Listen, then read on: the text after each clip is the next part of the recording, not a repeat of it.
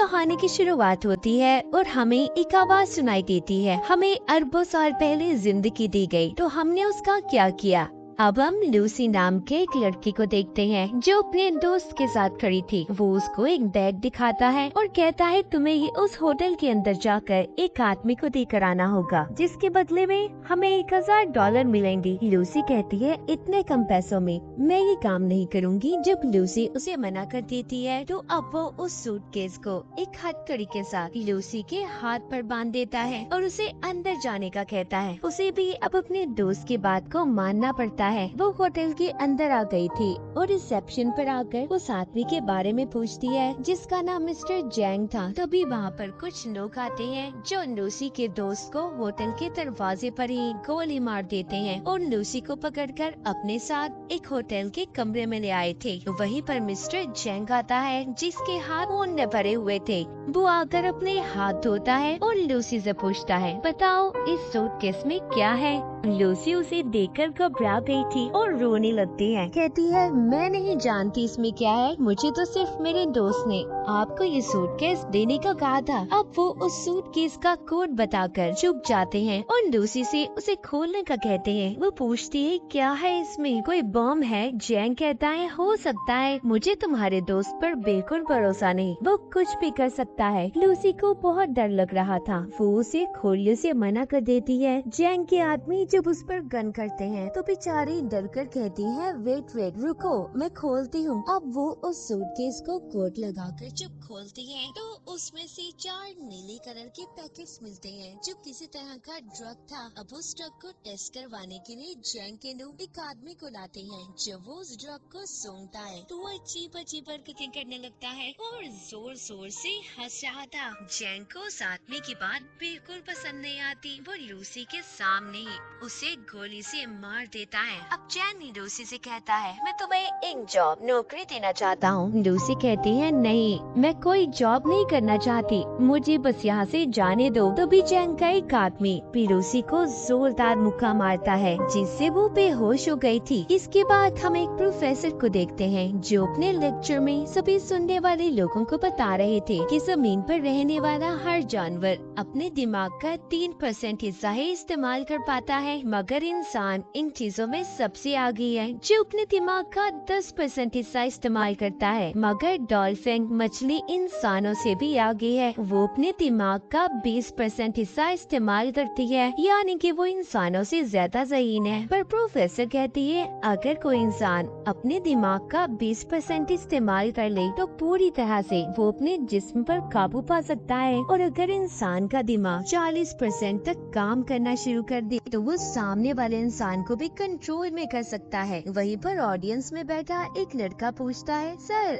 अगर कोई इंसान अपने दिमाग का 100% इस्तेमाल कर ले तो क्या होगा। प्रोफेसर कहते हैं इस बारे में तो मैं खुद भी नहीं जानता कि तब क्या होगा। होता है जब लूसी को होश आता है तो उसके पेट पर पट्टियां बंधी हुई थी और उसे दर्द हो रहा था। उसे लगता है शायद इन लोगों ने उसके जिस्म का कोई हिस्सा निकाल लिया है। जब वो बाहर जाने लगती है तो उधर कुछ लोग आते हैं जो उसे पकड़कर अपने साथ ले गए थे। वो उसे जैंग के सामने ले आते हैं। लूसी वहाँ पर उनसे पूछती है कि तुमने मेरे साथ क्या किया है, बताओ मुझे। तभी वहाँ पर एक डॉक्टर कहता है फिक्र नहीं करो, हमने तुम्हारे साथ ऐसा कुछ नहीं किया, बस तुम्हारे पेट को काट कर उसमें ड्रग्स के पैकेट को रख दिया है। अब वहाँ पर 3 और आदमियों को भी लाया जाता है जिनके पेट में इसी ड्रग को रखा गया था। दरअसल इन चारों को ये ड्रग अलग अलग जगह पर डिलीवर करना था, और अगर इनमें से किसी ने भी चालाकी करने की कोशिश की तो इनकी फैमिलीज को मार दिया जाएगा। जैंग के आदमी इन लोगों के मुंह पर कपड़ा डालकर इन्हें ले जाते हैं। इसके बाद लूसी खुद को एक बंद कमरे में पाती है जहाँ पर वो आदमी था जिसके लिए लूसी उस ड्रग को लेकर आई थी, मगर वो उसके साथ बदतमीजी करने की कोशिश करता है। जब वो उसे मना करती है तो वो आदमी अब लूसी को मारने लगा था। वो उसे नीचे गिराकर उसके पेट में जोर जोर से टांगे मारता है, जिस वजह से लूसी के पेट में जो पैकेट था वो फट जाता है और ड्रग उसके खून में शामिल हो गया था। उस ड्रग के खून में शामिल होने की वजह से लूसी के जिस्म में अजीब होने लगा था। वो तड़पने लगती है और उसका जिस्म हवा में उड़ रहा था।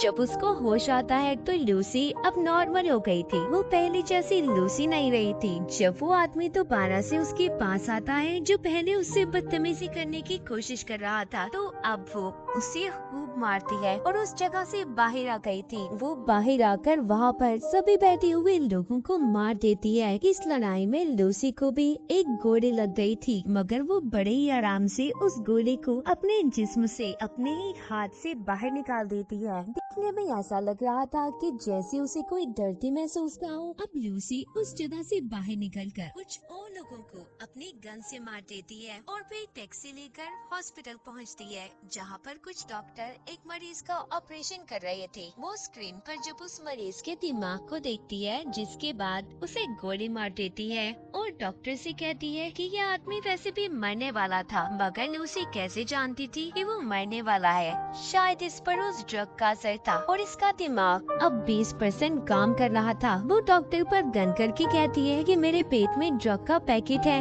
जल्दी से मेरा ऑपरेशन करो और ड्रग को बाहर निकालो। डॉक्टर गन को देखकर डर जाता है। उसके पास लूसी की बात को मानने के अलावा कोई और रास्ता नहीं था। जिसके बाद लूसी अपनी मॉम को फोन करती है और कहती है कि मॉम, मैं सब कुछ महसूस कर पा रही हूँ। ये हवा, जमीन की आवाज, अपने अंदर की आवाज, सब कुछ, यहाँ तक कि मुझे अपने बचपन की सारी बातें याद हैं कि कैसे मैं बड़ी हुई। लूसी अपनी मॉम से बात करती रोने लगी थी और उनका शुक्रिया करती है कि उन्होंने उसे इतना प्यार दिया। डॉक्टर अब उसका ऑपरेशन करते हैं। उन्होंने एक पैकेट को उसके पेट से बाहर निकाल दिया था कि इतना सारा CPH4 ड्रग, वो भी इतनी मिकदार में। डॉक्टर ये सोचकर हैरान और परेशान थे कि लूसी के जिस्म में अगर ये ड्रग शामिल हो गया है तो वो अब तक कैसे जिंदा है। लूसी डॉक्टर से कहती है कि मैं ज्यादा देर जिंदा नहीं रह सकती। वो अब ठीक होकर चैंग के पास वापस जाती है और उसके सभी आदमियों को एक एक करके मार देती है। फिर उसके बाद वो चैंग के पास जाकर उसके दोनों हाथों में चाकू को मारकर उससे पूछती है कि मुझे बताओ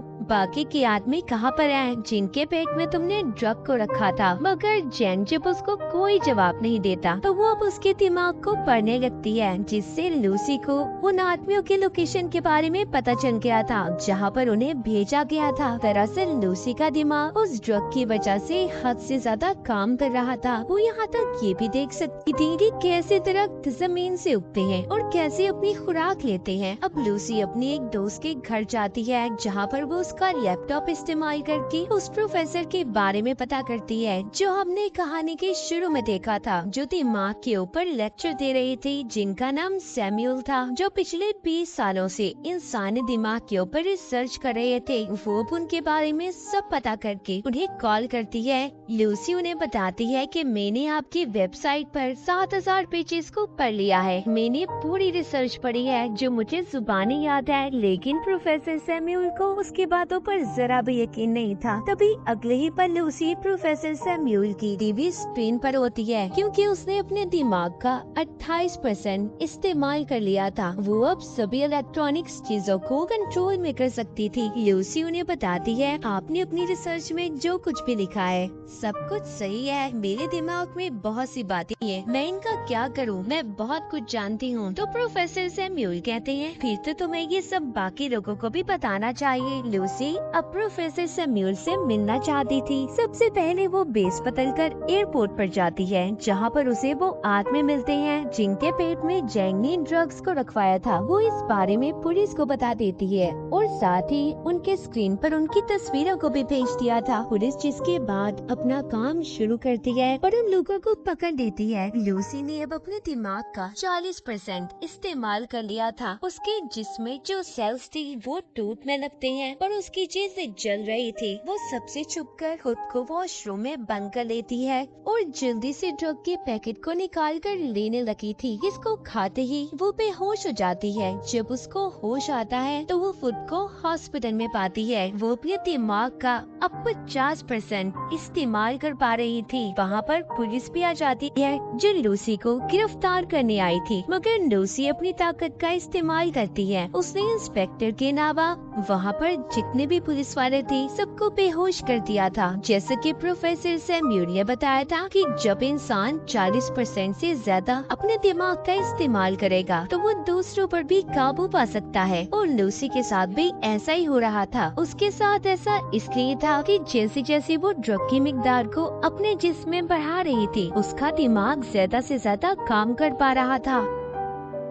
उधर वो लोग जो पकड़े गए थे उन्हें हॉस्पिटल ले जाया जाता है ताकि उनके पेट से ड्रग को निकाला जा सके। लूसी भी अब इंस्पेक्टर के साथ हॉस्पिटल में पहुंच जाती है। हम यहाँ पर देख पाते हैं कि लूसी के दिमाग की ताकत इतनी बढ़ गई थी कि अब वो सारे शहर की फोन कॉल्स को भी सुन पा रही थी। तभी उसे पता चलता है कि जैंग के लोग भी हॉस्पिटल में पहुँच गए हैं। लूसी भी अब जल्दी से हॉस्पिटल पहुँचती है। वहाँ पर जैंग के लोग पहले ही मौजूद थे जो उस पर गन तान कर खड़े हो जाते हैं, मगर लूसी के सामने वो ज्यादा देर तक टिक नहीं पाते। वो उन्हें हवा में किसी शॉपर की तरह उड़ा देती है और उनकी हथियार छत पर किसी मकनातीस की तरह चिपक गई थी। वो अपने सामने आने वाले एक एक आदमी को दूर करती है जो दीवार में जाकर लगते हैं, और दीवार में भी सुराख हो गए थे। लूसी अब उनसे वो बैग लेती है जिसमें ड्रग था जो इन्होंने यहाँ से डॉक्टर से लिया था। वो भी इंस्पेक्टर को अपने साथ चलने का कहती है। उसने जो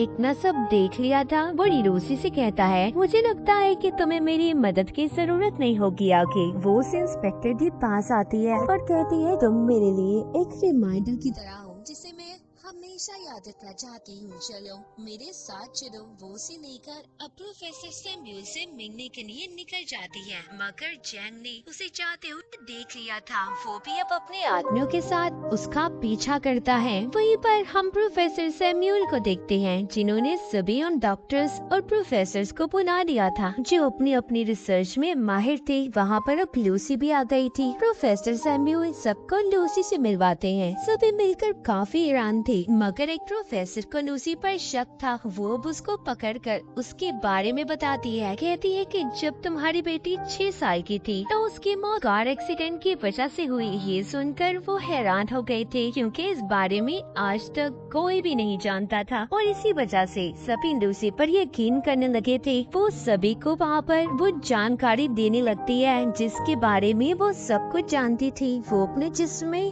म्यूटेंट्स को भी बदलने लगती है। कभी उसका हाथ किसी चुड़ैल की तरह खतरनाक, तो कभी एक हाथ को वो 2 हाथों में बदल रही थी। ये देखकर सभी हैरान थे। लूसी कहती है कि हमें हमेशा सिखाया गया है 1+1 2 होते हैं, दरअसल नंबर होते ही नहीं है। ये नंबर्स तो इंसान ने खुद को समझाने के लिए बनाए हैं ताकि उन्हें चीजें आसानी से समझ आ जाए। प्रोफेसर सैम्यूल कहते हैं कि अगर दुनिया मैथमेटिक्स रियाजी पर नहीं चलती तो फिर कैसे चलती है। लूसी उन्हें समझाती है कि एक गाड़ी है जो बहुत तेज चल रही है और चलते चलते वो इतनी तेजी से चलने लगी कि दिखना ही बंद हो जाए। वो नजर तो नहीं आएगी पर चल रही होगी। असल में सिर्फ एक वक्त ही जरूरी है। टाइम, वक्त के बगैर हमारा कोई वजूद नहीं। तभी वहाँ पर जैंग और उसके लोग आ जाते हैं। उन्होंने बिल्डिंग को चारों तरफ से घेर लिया था। इंस्पेक्टर लूसी से कहता है, हम ज्यादा देर तक उनको नहीं रोक पाएंगे। लूसी अब अपने जिस्म में MPH4 ड्रग की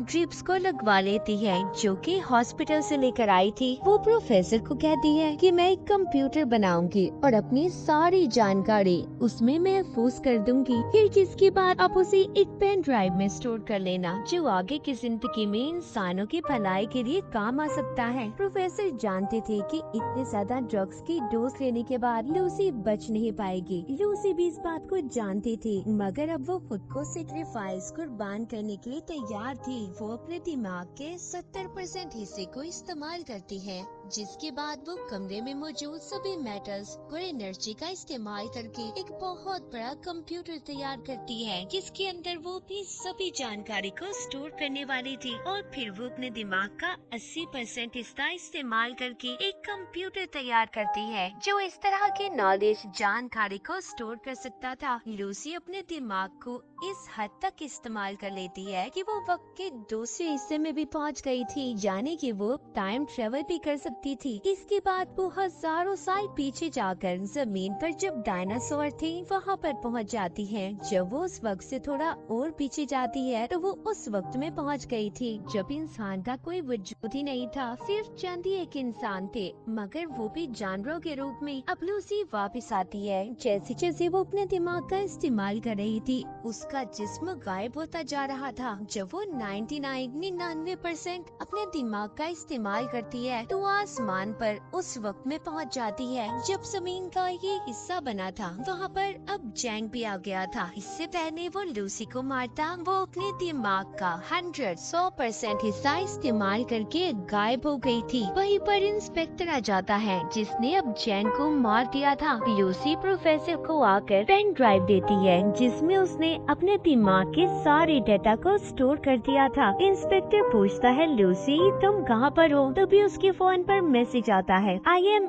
एवरीवेयर, मैं हर जगह पर हूँ। कहानी के आखिर में हम वही आवाज को सुन पाते हैं जो हमने कहानी के शुरू में सुनी थी कि अरबों साल पहले हमें जिंदगी दी गई, मगर हमने उसके साथ क्या किया, क्या समझा अपनी जिंदगी को। हमें एक बहुत ही एडवांस कंप्यूटर दिया गया है और वो है हमारा दिमाग, मगर हम पैसे कमाने के लिए अपने जिस्म का तो इस्तेमाल करते हैं, मगर अपने दिमाग को कोई समझ पाता है। और इसी के साथ इस मूवी की कहानी यहीं पर खत्म हो जाती है।